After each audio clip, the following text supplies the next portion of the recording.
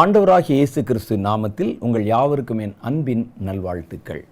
சென்ற முறை நாம் சந்தித்து கொண்ட போது வெளிப்படுத்தின விசேஷம் 6வது அதிகாரத்தில் 6வது முத்திரையின் இரகசியத்தில் ஒன்றான அந்த முத்திரை உடைக்கப்படும் போது உண்டாகிற பாதிப்புகளில் ஒன்றான பூமியினுடைய அஸ்திபாரங்கள் அசைக்கப்படுவதையும் பல தீவுகள் நகர்ந்து காணாமல் போவதையும் தங்கள் இடங்களை விட்டு அகன்று போவதையும் வானம் சுருட்டப்பட்ட புத்தகத்தை போல மாறுவதையும் குறித்தும் நம்ம ஆழமாய் ஆராய்ஞ்சு பார்த்தோம். பூமியினுடைய தட்டுக்கள் நம்ம நிறையா பார்த்தோம். பூமி நீங்கள் நினைக்கிற மாதிரி ஒரே மாதிரி இருக்காது. அது தட்டு தட்டாக இருக்கும். ஒவ்வொரு கண்டமும் ஒவ்வொரு தட்டுக்களாக இருக்கும். அவைகளை இந்த கண்ட திட்டுகள் என்று சொல்லுவாங்க. இவைகள் ஒன்றோடு ஒன்று மோதி கொள்ளும் சில சமயத்தில் அப்போ நில அதிர்வுகள் உண்டாகும். ஒன்றிலிருந்து ஒன்று விலக்கப்பட்டு போய்விடும். பல சமயங்களில் பல தீவுகள் தனித்தனியாக மிதந்து கொண்டிருக்கிறனால அவைகள் ஒன்று தண்ணிக்குள்ளே மறைஞ்சு போவதற்கு வாய்ப்பு இருக்கிறது, அல்லது இடம் பெயர்ந்து போவதற்கும் வாய்ப்பு இருக்கிறது. அது இந்த சம்பவத்தை ஒரு வசனத்தில் அங்கே சொல்லிட்டாங்க. என்ன சொல்லியிருக்கிறாங்க? மலைகள் தீவுகள் யாவும் தங்கள் இடங்களை விட்டு அகன்றிருப்போம். ஆனால் இதே காரியத்தை குறித்து எரேமியா தீர்க்கதரிசி தன்னுடைய புத்தகத்தில் 4வது அதிகாரத்தில் 23 29 வரைக்கும் உண்டான வசனத்தில் இந்த நிகழ்வுகளின் சில விவரங்களை பற்றி சொல்லுகிறார். அதை மாத்திரம் நம்ம பார்த்துட்டு அடுத்த காரியத்துக்குள்ளே கடந்து போயிடலாம்.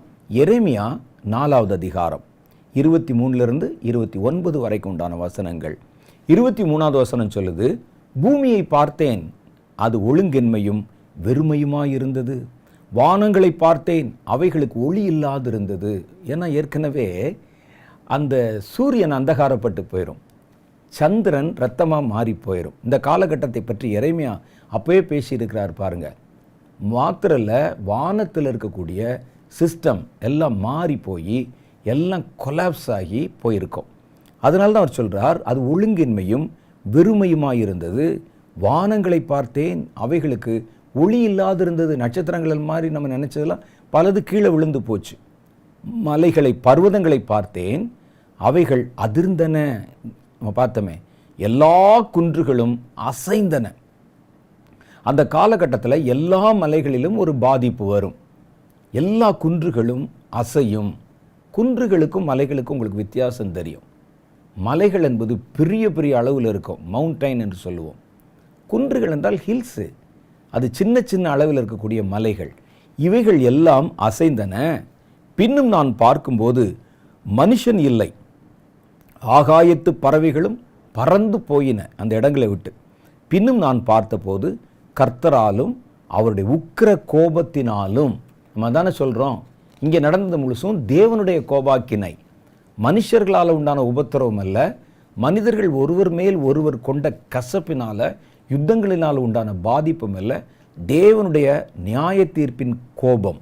இந்த கோபத்தினால எல்லா பயிர் நிலங்களும் வனாந்திரமாயிற்று, அதனுடைய பட்டணங்கள் எல்லாம் இடிந்து போயின. நம்ம இதை தானே வாசித்தோங்க. வானத்தின் சத்துவங்கள் அசைக்கப்பட்டு வானத்தின் கற்கள் விழுந்தால் நிறைய கட்டடங்கள் இடிஞ்சு போகும். நில அதிர்ச்சிகள் விழுந்தால் பல கட்டடங்கள் இடிஞ்சு போயிடும். இதை தரிசனமாக பார்க்குறார் எரேமியா. அதனால தான் சொல்கிறோம், நம்ம ஏசையா, எரேமியா, எசேக்கியேல் போன்றவர்கள் மகாபிரிய தீர்க்கதரிசிகள். இன்னும் இயேசுவே பிறக்கலை அவங்க காலத்தில்.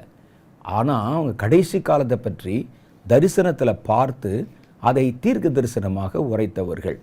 27வது வசனத்தில் சொல்கிறாரு, தேசமெல்லாம் பாழாய் போகும், ஆகிலும் நான் சர்வ சங்காரம் பண்ண மாட்டேன், முழு உலகத்தையும் அழிக்க மாட்டேன். இதுதானே நான் உங்களுக்கு ஏற்கனவே சொன்னேன். வெளிப்படுத்தின விசேஷம் 20-21 வர்றது தான் முழுவதும் உலகத்தில் உண்டாகிற பாதிப்பு. இது 1000 வருட அரசாட்சிக்கு பிறகு நடக்கும். ஆனால் இங்கே சொல்லப்படுவது முழு சங்காரம் அல்ல, பூமியின் பல இடங்களில் உண்டாகிற பாதிப்பு. அந்த காலத்தை பற்றி தான் எரேமியா பேசுகிறார் என்பதை இந்த வசனம் நமக்கு உறுதிப்படுத்துகிறது. தேசமெல்லாம் பாழா போகும், ஆனாலும் சர்வ சங்காரம் செய்யேன் என்று கர்த்தர் சொல்லுகிறார். இதன் நிமித்தம் பூமி புலம்பும். பூமினா என்னது? பூமியில் இருக்கிற மனிதர்கள். பூமினா உடனே மலையெல்லாம் புலம்பாது. பூமியில் இருக்கிற மனிதர்கள் புலம்புவார்கள்.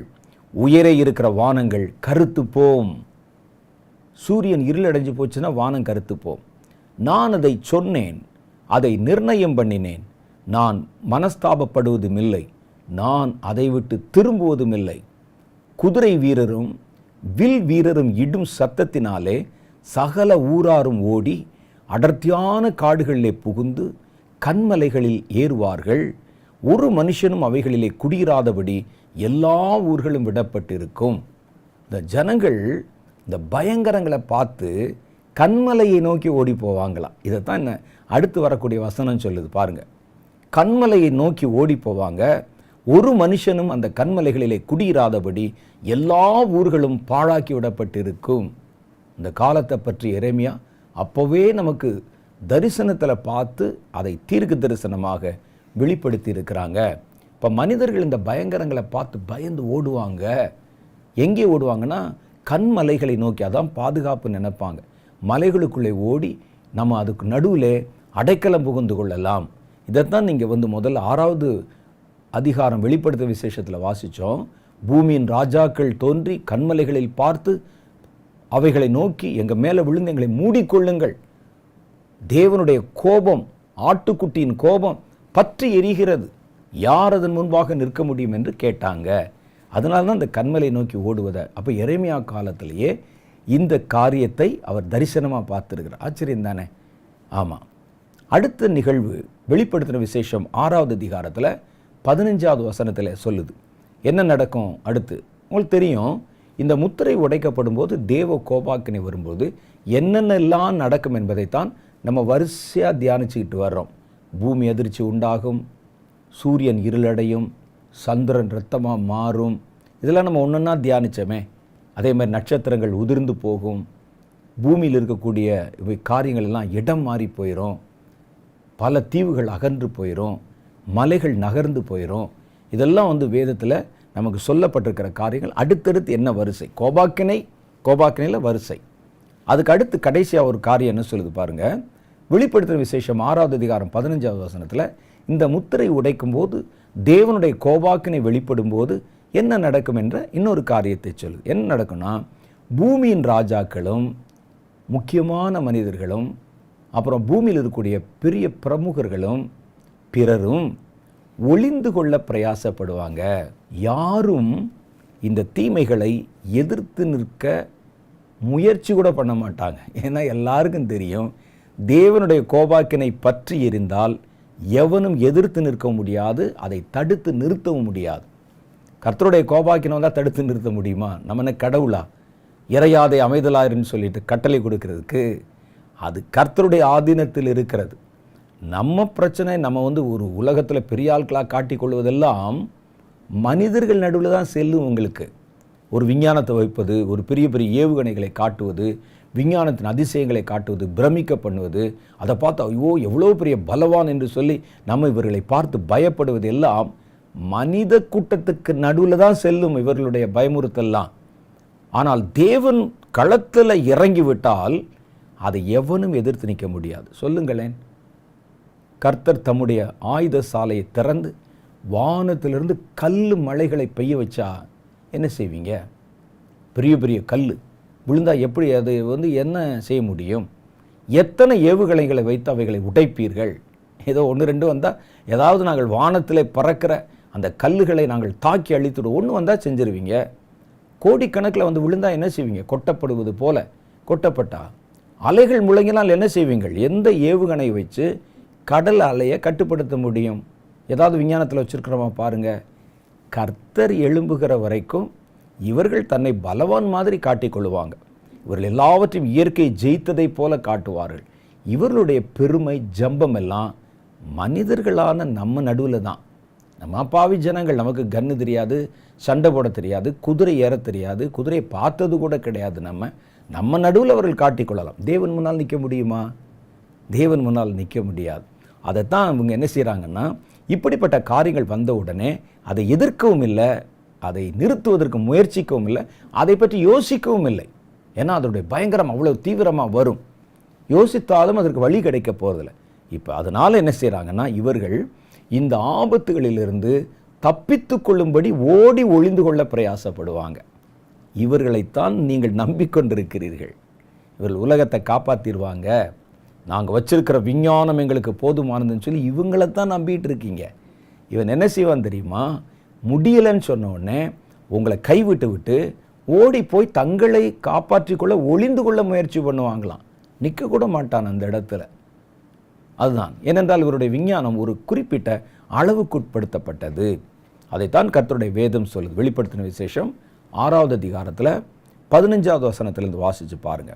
பூமியின் ராஜாக்களும் பெரியோர்களும் ஐஸ்வர்யவான்களும் சேனை தலைவர்களும் இராணுவ தளபதி பெரிய பெரிய அந்த கமாண்டோஸ், அந்த கமாண்டர்கள் இருக்கிறாங்க பாருங்க, அவங்க பலவான்களும் அடிமைகள் யாவரும் சுயாதீனர் யாவரும் பர்வதங்களின் குகைகளிலும் கண்மலைகளிலும் போய் ஒளித்து கொண்டு பர்வதங்களையும் கண்மலைகளையும் நோக்கி, நீங்கள் எங்கள் மேல் விழுந்து சிங்காசனத்தில் மேல் வீற்றிருக்கிறவருடைய முகத்துக்கும் ஆட்டுக்குட்டியானுடைய கோபத்திற்கும் எங்களை மறைத்து கொள்ளும். அவருடைய கோபாக்கனையின் மகா நாள் வந்துவிட்டது, யார் நிலை நிற்கக்கூடும் என்றார்கள். இப்போ தான் கன்ஃபஸ் பண்ணுறான். தேவனுடைய பலம் எவ்வளோ பெருசு, நாங்கள் எங்களால் அதை எதிர்க்க முடியாதுன்னு சொல்லி இப்போ தான் அவர்கள் தங்களுடைய நிர்பாகியமான நிலையை உணர்ந்து கொள்ளுகிற ஒரு காலகட்டம். இதில் என்ன நடக்க பாருங்கள். இது வரைக்கும் வீண் பெருமை பேசி கொண்டிருந்தவங்க, ஆர்டர் போட்டவன், அதிகாரம் போட்டவன் வெளியவே வரமாட்டாங்க. இந்த மாதிரியாக தங்களை பயங்கரமான தோற்றம் உள்ளவர்களைப் போலவும் கடவுளுக்கே சவால் கொடுக்கிறவங்க மாதிரியும் தங்களை ஒரு பெரிய மனிதர்களான காட்டிக்கொண்ட மனிதர்கள். வேதம் ஏசாயா 2வது அதிகாரம் கடைசி வசனம் சொல்லுகிறது, நாசியிலே சுவாசமுள்ள மனுஷனை நம்புகிறதை விட்டு விடுங்கள், எண்ணப்படுவதற்கு எவன் எம்மாத்திரம். அதுக்கு மேலே உள்ள வசனங்களை படித்து பாருங்கள். இதே போன்ற ஒரு கடைசி காலத்தினுடைய நிகழ்வுகளை பற்றி தான் சொல்லியிருப்பார் 2வது அதிகாரத்தில்.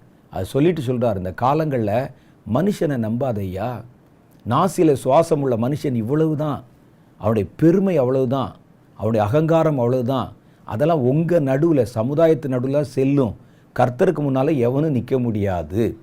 இவர்கள் அங்கே போய் தங்களை ஒழித்து கொள்ளத்தான் பிரயாசப்படுகிறார்கள்.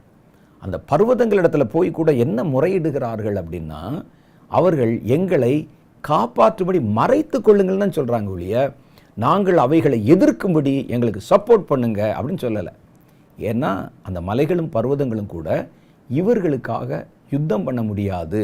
ஏன்னா களத்தில் இருக்கிறவர் கர்த்தர், அவர் சொல்ல ஆகும், அவர் கட்டளையிட நிற்கும். அதுதான் வேதம் சொல்லுது. 6வது முத்திரை உடைக்கப்பட்டு தேவனுடைய கோபாக்கனை வெளிப்படும் போது பாதிக்கப்பட போகும் 7 விதமான மனிதர்களை பற்றி இங்கே குறிப்பிடப்பட்டிருக்கிறது. நான் ஏற்கனவே சொன்ன மாதிரி இது கர்த்தருடைய கோபாக்கினை, இது கர்த்தருடைய பிள்ளைகளுக்கானது அல்ல. கர்த்தருடைய கோபாக்கினை கர்த்தருடைய எதிரிகளுக்கானது. சாத்தானுடைய பேச்சை கேட்டு தேவனுடைய பிள்ளைகளுக்கு எதிராக கிரியை செஞ்சாங்கல்ல பூமியில், அந்த கிரியைகளின் நிமித்தம் கர்த்தர் உங்கள் நிமித்தம் என் நிமித்தம் அவர் அவர்களை தண்டிக்கிறார். அதனால் நம்ம பயப்படவே கூடாது. இந்த லிஸ்ட்டில் பாருங்கள், உங்கள் பேரும் இல்லை, என் பேரும் இல்லை. இந்த லிஸ்ட்டில் இருக்கிறவங்கெல்லாம் வேறு ஆட்க. அவர்கள் யார் அப்படின்னு சொன்னால், பூமியிலே தங்களை பெரியவர்களாக காட்டிக்கொண்டவர்கள், பலவான்களாக காட்டிக்கொண்டவர்கள், சபையை பயமுறுத்தினவர்கள், அப்போஸ்தலர்களை அழைத்து பயமுறுத்தி இந்த நாமத்தை எங்கேயும் சொல்லக்கூடாது என்று சொல்லி அவர்களை பயமுறுத்தி விட்டு விட்டார்கள் என்று வேதம் சொல்லுது. இன்னைக்கு சூழ்நிலையில் பார்த்தீங்கன்னா, இவர்கள் யாரை பயமுறுத்தினார்களோ அவர்கள் பரலோகத்தில் நியாயம் தீர்க்கிற இடத்துல உட்கார்ந்துருக்கிறாங்க. ஆனால் இவர்கள் யாரை பயமுறுத்தினாங்களே அவங்கள நியாயம் தீர்க்கப்படுகிற இடத்துல போய் நிற்கிறாங்க. இவ்வளோதான் மனிதன். அவனுடைய அதிகாரம் இருக்கிற நேரத்தில் பெரிய பெரிய அப்போஸ்தலர்களை அழைத்து அவங்களுடைய பவர் என்னன்னு அவனுக்கு இப்போ தெரியாது. இப்போ நீங்கள் பாருங்களேன், அவர்கள் இனி வருகிற காலத்தில், நியாய தீர்ப்பின் காலத்தில் கர்த்தரோடு கூட நியாயாசனத்தில் சிங்காசனத்தில் உட்கார்ந்துருப்பாங்க. இவர்கள் அங்கே போய் கை கட்டி நிற்பாங்க. அப்போ அவர்களை அழைத்து அடித்து பேசக்கூடாதுன்னு சொன்ன ஏரோதுக்கள், பார்வோன்கள், அதிகாரத்தில் இருந்தவங்களெல்லாம் பயந்து நடுங்கி, ஐயோ இந்த ஆளை நம்ம அங்கே பார்த்துருக்கிறமே, மிரட்டி அனுப்பியிருக்கிறோமே, இன்றைக்கி அவனுடைய கால் தூசி கூட பெற மாட்டோமே, அவருடைய கண் பார்வைக்கு முன்னால் கூட நிற்க முடியாதுன்னு பயப்படுகிற ஒரு சூழ்நிலை வரும். அதுதான் கர்த்தருடைய வேதம் இங்கே சொல்லுது. அப்போ இந்த லிஸ்ட்டில் நம்ம பேர் இருக்காது, உங்கள் பேர் இருக்காது, இருக்கக்கூடாது. கர்த்தருடைய பிள்ளையாக இருந்தால் இருக்காது. அதனால தான் சொல்லுவது, நீங்கள் உங்களை காப்பாற்றிக்கொள்ள எதையும் நம்பாதீங்க. நான் வேலை பார்க்குறேன், மாதம் எனக்கு 4 லட்சம் ரூபா சம்பளம், வருஷத்தில் எனக்கு 48 லட்சம் ரூபா சம்பளம், அதெல்லாம் காப்பாற்றாது.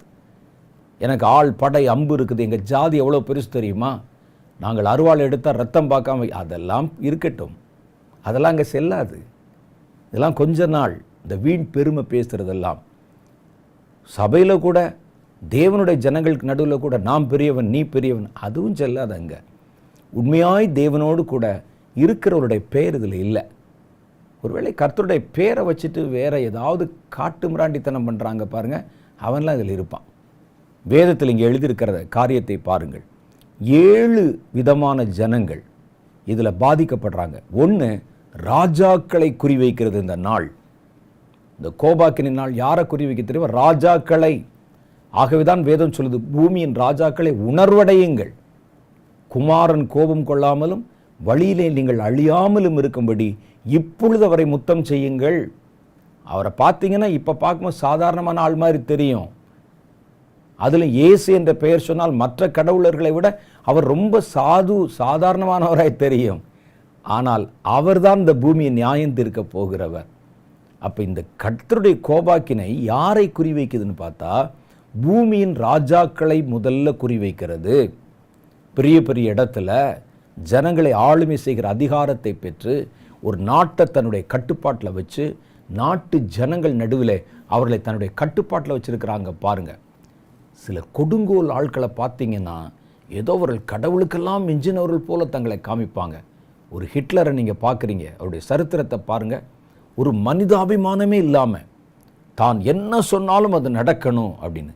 இப்போ கூட சிலர் இருக்கிறாங்க உயிரோட. சில தேசங்களில் கடுமையான சட்டங்களை போட்டு ஜனங்களை என்னமோ தான் பெற்றதைப் போலவும் தான் உண்டாக்கினதைப் போலவும் தங்களை கடவுளர்களைப் போலவும் காண்பித்துக் கொள்ளுகிறவர்கள் இருக்கிறாங்க. இந்த கடைசி நாட்களில் முதல்ல யாருக்கு ஆபத்து வருதுன்னா, ராஜாக்களைத்தான் இந்த நாள் கோபாக்கினை குறிவைக்கிறது. முதல்ல அந்தியோகி எபிஃபானஸ் என்ற ஒரு மன்னன் இருந்தான். அவன் என்ன செஞ்சானா, இஸ்ரவேல் ஜனங்களை ஆளுமை செய்தவன். உங்களுக்கு தெரியும், அந்த கிரேக்க பேரரசு அலெக்சாண்டர் காலத்தில் உலகத்தினுடைய பல நாடுகளை பிடித்து தன்னுடைய கட்டுப்பாட்டுக்குள்ளே வைத்து தான் ஒரு பெரிய ராஜாவாய் உலக சாம்ராஜ்யத்தை தோற்றுவிக்க வேண்டும் என்கிற ஒரு ஆசை அவனுக்குள்ளே இருந்தது. அதனால் சின்ன வயசுலேயே தன்னுடைய இராணுவத்தை திரட்டி கொண்டு பல நாடுகளை பிடித்தான். அந்த மாதிரி பிடித்து தன்னுடைய அந்த கிரேக்க பேரரசோடு இணைத்து கொண்ட நாடுகளில் ஒன்று இஸ்ரவேல் தேசம். அந்த இஸ்ரவேல் தேசம், இவர் ஒரு 32 வயசில் பாபிலோனுக்கு வருகிற வழியில் விஷ காய்ச்சல் கண்டு அலெக்சாண்டர் மரித்து போகிறார். அவர் மரித்து போன பிறகு அவருக்கு 4 இராணுவ தளபதி இருந்தாங்க. அவர்களுடைய கையில் இந்த தேசங்களை பிரித்து பங்கு வச்சு கொடுத்துட்டாங்க, கிரேக்க பேரரசில் இருந்த தேசங்களை. அந்த மாதிரி பங்கு வைத்த போது அந்தியோகு என்பவருடைய கையில் தான் இந்த இஸ்ரவேல் தேசம் போனது. அதுக்கு அவர் தான் அதிபதி, அவர் தான் ராஜா. இந்த அந்தியோகி எபிஃபானஸ் என்ற ஒரு மன்னன் வந்தான். அவன் வந்தபோது நான் தான் கடவுள். ஏன்னா அந்த யூதர்கள் எப்போ பார்த்தாலும் கடவுள் கடவுள் என்று அவருக்கு தான் முக்கியத்துவம் கொடுக்குறாங்க. ராஜ்யத்தை மதிக்கிறதில்ல, ராஜாவை மதிக்கிறதில்ல, நம்ம போடுற சட்ட திட்டங்களை மதிக்கிறதில்ல, நான் தான் கடவுள்னு சொல்கிறாங்க. இவனுடைய மனதில் என்னென்னா, எல்லாரும் தன்னை ஆராதிக்க வேண்டும் என்ற ஒரு ஆசை வந்தது. அதனால் என்ன செய்தான்னா, தேவ ஜனங்கள் கூடி வருகிற இடங்களில், ஆராதிக்கிற இடங்களில், தேவாலயத்தில், பலிபீடங்களில் அவருடைய புனிதத்தன்மைகளை குறைக்கும் முகமாக அதில் கொண்டு போய் விலக்கப்பட்ட விலங்குகளை, பன்றிகளை பலி கொடுத்தாங்க. ஆட்டுக்குட்டியிலையும் பழுதற்ற ஆட்டுக்குட்டிகளை பலியிட வேண்டும் என்ற சட்டங்கள் நமக்கு அங்கே இயற்றப்பட்டிருக்க, வேணும்னே இன்சல்ட் பண்ணுறதுக்காக கடவுளா நானா பார்த்து விடலாம் என்று சொல்லி பன்றிகளை கொண்டு வந்து அங்கே பலியிட்டார்கள். யாரும் ஒன்றும் பேச முடியலை, அவன் வச்சதான் சட்டம். இந்த மாதிரி பெரிய பெரிய ஆட்கள் அங்கே இருக்கும்போது ராஜாக்கள் என்ன நினைத்து கொள்ளுகிறார்கள், தாங்கள் எல்லா அதிகாரத்தை பெற்றிருக்கிறவர்கள் என்பது மாத்திரமல்ல, தாங்கள் நிரந்தரமானவர்கள் என்று நினைச்சிருவான். அதுதான் தப்பு. தேவனுடைய கோபாக்கினையோடு மோத முடியாதவனால உடனே என்ன செய்தான், எல்லாரும் என்னை ஆராதிக்க வேண்டும், என்னுடைய சிலையை தேவாலயங்கள் ஜெபாலயங்களை கொண்டு வந்து வைக்கணும், இதை வணங்காதவர்களை கொன்று ஒழிக்க வேண்டும் என்று சொல்லி நூற்றுக்கணக்கான ஆயிரக்கணக்கான யூதர்களை, இஸ்ரவேலர்களை கொலை செய்தான் அவனுடைய காலத்தில். இது சரித்திரத்தில் நம்ம வாசிக்கிறோம். இது மாதிரி நிறைய பேர், இப்போ கூட நிறைய பேர் இருக்கிறாங்க. தாங்கள் தான் கடவுள் என்பதை போலவும் தங்கள் தேசத்தில் தாங்க சொல்கிறது தான் மற்றவங்க செய்யணும், தங்களுடைய குடிமக்கள் எல்லாம் தங்களுக்கு அடிமை, நான் தான் எல்லாவற்று மேல் அதிகாரம் பெற்றிருக்கிறேன், இவர்களைத்தான் முதல்ல இந்த கோபாக்கனை நாள் குறிவைக்கிறது. அவனுடைய பெருமையை தரைமட்டமாக அது உடைத்து போடுகிறது, தாழ்த்துகிறது. அவர்கள் பூமியில் ஆளுமை செய்கிறவர்கள். அந்த ஆளுமை கர்த்தரிடத்திலிருந்து கொடுக்கப்பட்டது. ஆனால் இவங்க தன்னை கர்த்தருடைய ஸ்தானத்துக்கு தங்களை உயர்த்தி கொண்டு, நாங்கள் சொன்னது தான், நாங்கள் வச்சது தான், என்ன சாப்பிடணும், என்ன பேசணும், என்ன உடுத்தணும், எங்கே போகணும், எதை ஆராதிக்கணும், எல்லாம் நாங்கள் தான் தீர்மானிப்போம், எல்லாம் சரிதான். உங்களுக்கு தெரியுமா, உங்களை குறிவைத்து ஒரு நாள் வருகிறது. அது கர்த்தருடைய நாள். முதல் குறி அவனுக்கு தான், ராஜாக்களுக்கு, பூமியை ஆளுகை செய்கிறவர்களுக்கு. ரெண்டாவது, பூமியில் உயர்ந்திருக்கிற பெரிய மனிதர்கள். பெரிய மனிதர்கள்னா அவன் கையில் அதிகாரமெல்லாம் இருக்காது, பெரிய அதிகாரம்.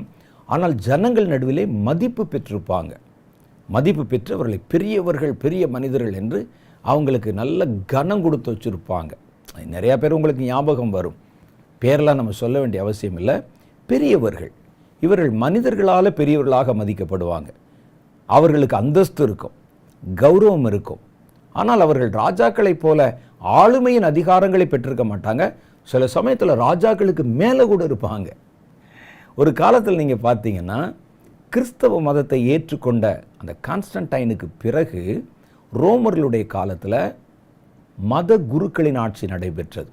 யாரும் நேரடியாக போய் அரசாங்கத்தில் சிங்காசனத்தில் உட்கார மாட்டான். ஆனால் இந்த மத குருக்கள் ராஜாக்களையும் அடக்கி ஆளுவாங்க. ஜனங்கள் நடுவில் செல்வாக்கு பெற்றிருந்தார்கள். இந்த காண்டர்பரி மத குருக்கள் என்று சொல்லுவது. இவர்கள் வச்சதுதான் சட்டம்.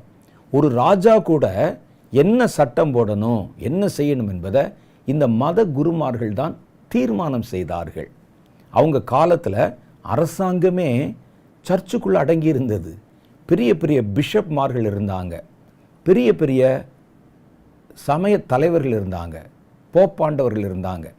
இவர்கள் எல்லாம் தங்களை உருவாக்கி கொண்டு மனிதர்கள் நடுவில் செல்வாக்கு பெற்றிருந்தவர்கள். அவங்களுடைய சரித்திரத்தை நீங்கள் ஆராய்ஞ்சு பார்த்தா கடவுளுக்கும் அவர்களுக்கும் துளியும் சம்பந்தம் இருக்காது. இவர்கள் எல்லாம் என்ன செய்வாங்க, மதத்தின் பெயரால் ஜனங்களை ஆளுமை செய்வாங்க. ஜனங்களை மாத்திரமல்ல, ராஜாக்களையும் ஆளுமை செய்வாங்க. இந்த மாதிரி வந்த ஒரு பெரிய சமய மத தலைவர் தான் என்ன செய்தார்னா, கிறிஸ்தவர்களுக்கு ஒரு கட்டளை கொடுத்தார்.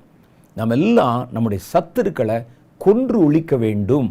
கர்த்தர் நமக்கு அப்படி ஒரு கட்டளை கொடுத்திருக்கிறார்.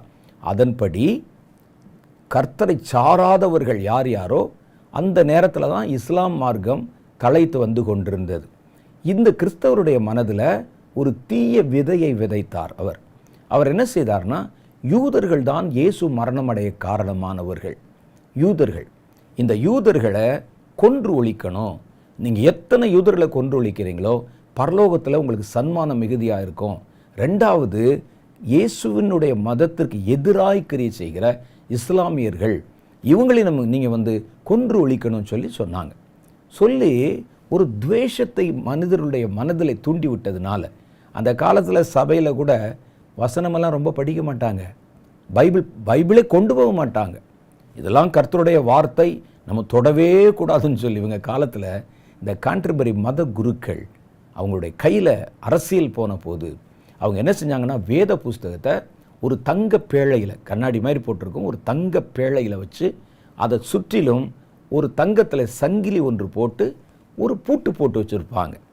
சபைக்கு வர்றவங்கெல்லாம், ஆராதனைக்கு வர்றவங்கெல்லாம் அதை தொட்டு கும்பிடணும், யாரும் படிச்சிடக்கூடாது. இதெல்லாம் கடவுளுடைய வார்த்தை, நம்மலாம் படிக்கக்கூடாது, நம்மலாம் பாவி அப்படிங்கிற மாதிரி சொல்லி அதை படிக்க விடாமல் வேதத்தை பிரித்து விட்டார்கள். நீங்கள் ஒரு காரியத்தை மனசில் வைக்கணும், வேதத்தை உங்களிடத்திலிருந்து பிரித்து விட்டால் உங்களை சுலபமாய் வஞ்சித்து விடலாம். நீங்கள் கிறிஸ்தவர்களாகவே இருந்தாலும், ஜெபம் பண்ணுகிறவர்களாக இருந்தாலும், அபிஷேகம் பெற்றவர்களாக இருந்தாலும், வேதத்தை உங்கள் நடுவிலிருந்து பிரித்து விட்டால் உங்களை சுலபமாக ஏமாத்திரலாம். ஒரு தரிசனம் சொல்லி ஏமாத்திரலாம், கடவுளுடைய பெயரை சொல்லி ஏமாத்திரலாம், கடவுளுடைய வார்த்தைக்கு விரோதமான ஒரு வார்த்தையை சொல்லி இது கர்த்தருடைய திட்டம் என்று சொல்லி உங்களை ஏமாற்றிடலாம். யாரை அசைக்க முடியாது தெரியுமா? வேதத்தை தன் மனதிலே உறுதியாய் பற்றி கொண்டிருக்கிறவன். அவனை தொட முடியாது, வஞ்சிக்க முடியாது, ஏமாற்ற முடியாது. சாத்தானுக்கு இது தெரிஞ்சதுனால சபையிலே வேதத்தை எடுத்து விட்டான். எல்லாம் வருவாங்க, மேலே இருந்து அந்த போதகர் என்ன சொல்கிறாரோ அதுதான் கேட்பாங்க. அதுதான் வேத வாக்கு. அப்போ இந்த மாதிரி சூழ்நிலையில் கொன்றொழிக்கணும்னு சொன்ன போது அதில் இந்த குருசேடர் வார் என்று சொல்லுகிற சிலுவை போர். அப்போ ஆண்டவர் எங்களுக்கு சொல்கிறாரு, ஒரு மர சிலுவை அணிந்து கொண்டு நீங்கள் யுத்தத்துக்கு புறப்பட்டு போகணும் அப்படின்னு சொல்லி. இவர்கள் புறப்பட்டு போய் யூதர்களை தேடி தேடி கொன்றொழிச்சாங்க. அந்த காலகட்டங்களில் இஸ்லாமியர்களோடு சண்டை போட்டு அவர்களில் திரளான பேரை கொன்றொழித்தார்கள். உலக சரித்திரத்தில் நடந்த யுத்தங்களில் மிக மோசமான யுத்தங்கள் என்று வர்ணிக்கப்படுபவை சிலுவை போர்கள். அப்போ இதெல்லாம் தேவனுடைய பிள்ளைகள் என்று அழைக்கப்பட்டவர்களை அல்லது கிறிஸ்தவர்களை மடைமாற்றம் செய்து அவர்களை தாங்கள் சொல்லுகிறதை கட்டுப்படுத்த வைத்து அவர்களை பயன்படுத்தி கொண்டவர்கள். இவங்க ராஜாக்கள் இல்லை, பூமி ஆளுகிற அதிகாரம் இல்லை, ஆனால் இவர்கள் மனுஷராலே மதிக்கப்பட்டவர்கள். இந்த மாதிரி பெரியவர்கள் இருக்கிறாங்க பாருங்க. மனிதர்களுக்கு ஏதாவது ஒரு வார்த்தையை சொல்லி அவர்களை வசியப்படுத்தி தங்கள் காரியத்தை நிறைவேற்ற வைக்கிற மாதிரி மனிதர்கள் இருக்கிறாங்கல்ல, அவனை குறிவைக்குது இந்த நாள். அதுதான் வேதம் சொல்லுது, பெரியோர்களையும் மனிதர்களால் மதிக்கப்பட்டு மனிதர்களை தன்னுடைய இஷ்டத்திற்கு வணைந்து கொண்டிருக்கிறாங்க. போ, அடி, நொறுக்கு, அவர்களெல்லாம் நம்முடைய சத்துருக்கள், எதிரிகள் சொல்லி கொடுப்பான் பாருங்க. சில ஆட்க அவன் சொன்னான்னா அவன் கையில் ஒன்றும் பெரிய அதிகாரம் இருக்காது, ஆனால் ஜனங்கள் அவர்களை திரளான டிவோட்டீஸ், பக்தர்கள் பின்பற்றுவாங்க. கடைக்கு தீ வச்சுருவான், போய் கலகத்தை உண்டு பண்ணிடுவான். இது இன்று நேற்றல்ல, தொன்று தொட்டு நடக்கிற காரியம். அப்போ இந்த பெரிய மனிதர்கள் இருக்கிறாங்க பாருங்க, இவர்களை இந்த கோபாக்கினை நாள் குறிவைக்கிறது. மனிதர்கள் உன்னை மதிச்சா நீ அவர்களுக்கு நல்ல வழியை காட்டணும், நல்ல வழியை சொல்லித்தரணும். மனிதர்கள் நம்மை மதிப்பது தப்பு இல்லை, ஆனால் மதிக்கிற மனிதர்களுக்கு நீங்கள் என்ன சொல்லித்தர்றீங்க? இப்படிப்பட்டவர்கள் மேலே தான் தேவனுடைய கோபாக்கினை வருகிறது. மூன்றாவது காரியம் பாருங்க, ஐஸ்வர்யவான்கள் மேலே. இது யாரை குறிக்குது? பெரும் பணக்காரர்கள், வர்த்தகர்கள், கார்ப்பரேட் முதலாளிகள். பணத்தின் மேலே தான் கவனம் அவர்களுக்கு. இதான் வேதம் மூணாவது குறி, பணக்காரர்கள். பணக்காரர்கள் தான் குறி. ஆனால் உங்கள் நடுவிலே சிலர் என்ன செய்கிறாங்கன்னா உங்களை பணக்காரர்களாக்க முயற்சி பண்ணுகிறார்கள். கர்த்தர் உங்களுக்கு ரத்தம் சிந்தனதே உங்களை பணக்காரர்களாக்குவதற்கு, வீடுகளை, வாசல்களை, பங்களாக்களை வாங்குவதற்கு சொல்கிறான்ல. அது என்ன தெரியுமா? இந்த கர்த்தருடைய கோபாக்கினின் குறியில் கொண்டு வந்து உங்களை நிற்க வைக்கிறது.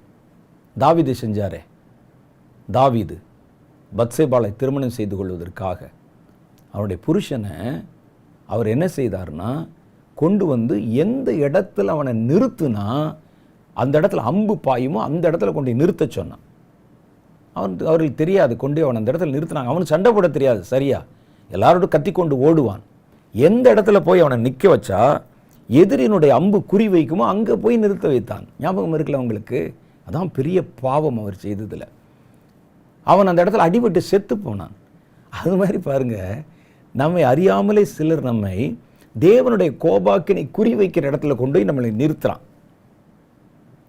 ஐஸ்வர்யம் தப்பு இல்லை, ஆனால் ஐஸ்வர்யவான் ஆக வேண்டும் என்கிற வெறியும் விருப்பம் இருக்கு பாருங்க, அது தப்பு. நிறைய பேர் ஒரு சபைக்கு போனால் எனக்கு பொருள்கள் மேலே ஆசையை தூண்டி விட்டுறாங்க, பணத்தின் மேல் ஆசையை தூண்டி விட்டுறாங்க, பணக்காரர்கள் ஆக வேண்டும் என்று செழிப்பை பற்றி பேசுகிறாங்க. அது வேதத்தில் எங்கும் இல்லை.